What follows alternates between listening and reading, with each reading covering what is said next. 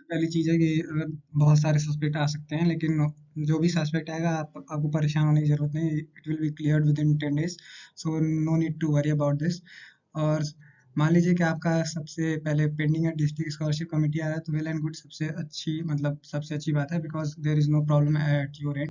अगर आपने self income लगाया है फिर भी पेंडिंग है डिस्ट्रिक्ट स्कॉलरशिप कमेटी आ रहा है, देन ऑल्सो आपको वो income certificate at the college level submit ही करना होगा, otherwise it will create problem for you. हो सकता है ये बात आपको 10 दिन बाद पता चले, तो it will be problematic for you.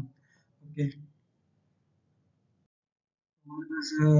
Different different types of suspects आ चुके हैं, तो हम सबसे पहले डिस्कस करने जा रहे हैं कि कई लोगों में ये आ रहा है, जनरल में बेसिकली आ रहा है, caste certificate not matched with the revenue data base. तो इसमें कोई दिक्कत नहीं है, वो बस टेक्निकल ग्लिच है, कुछ ही 1-2 दिन में सही हो जाएगा, तो ऐसे लोगों को घबराने की ज़रूरत नहीं है। और दूसरी और सबसे इम्पोर्टेंट चीज़ ये है कि जितने भी लोगों ने सेल्फ इनकम लगाया हुआ है या अपने नाम से जो इनकम जारी हुई है वो लगाया हुआ है, वो जल्द से जल्द अपना इनकम सर्टिफिकेट बनवा लें। अगर नहीं बनवा पाए हैं इन केस, तो अपने फादर की इनकम बनवा लें, अगर फादर नहीं है तो फिर मदर का इनकम बनवा सकते हैं। और विथ बेसिक डिटेल्स, मतलब जो भी आपको डॉक्यूमेंटेशंस देने पड़ेंगे at the time of submission of documents, आपको डॉक्यूमेंट्स प्रोवाइड करने पड़ेंगे।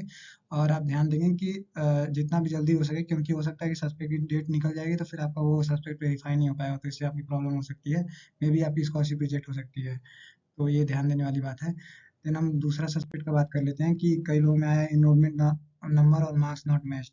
तो इन लोगों को अपने एंड से कुछ नहीं करना है, वो कॉलेज के एंड से ही सब कुछ हो जाएगा कि ये सब सारे जो भी करेक्शंस होंगे सस्पेक्ट आने के बाद सब कुछ करेक्ट कर दिया जाएगा। और जो भी डिटेल्स फर्दर होंगी वो अपडेटेड हो जाएंगे साइट पे कुछ दिन बाद। और तीसरा है कि सस्पेक्ट कोर्स लेवल, ये इसमें भी कोई ज़्यादा प्रॉब्लम नहीं है। ये 1-2 दिन बाद टेक्निकल ग्लिचेस के कारण आ रहा है, तो ये भी 1-2 दिन के बाद सही हो जाएगा। और अगर मान लीजिए कोई फर्स्ट ईयर में होकर के अगर कोर्स गलत सेलेक्ट कर लिया है, जैसे फोर्थ फर्स्ट ईयर का होकर के उसने 4/4 फिल कर लिया है, तो may be due to this ये आ रहा है, तो फिर आपको प्रॉब्लम हो सकती है। हो सकता है करेक्शन के ऑप्शन आए तो आप फिर करेक्शन कर लीजिएगा। और लास्ट बात ये बतानी थी कि जैसे इनकम सर्टिफिकेट में क्या होता है, कई लोगों का ऑप्शन आ रहा है ब्लू टिक करके, और उसको आप ओपन करेंगे तो वी आर सॉरी करके आ जा रहा है।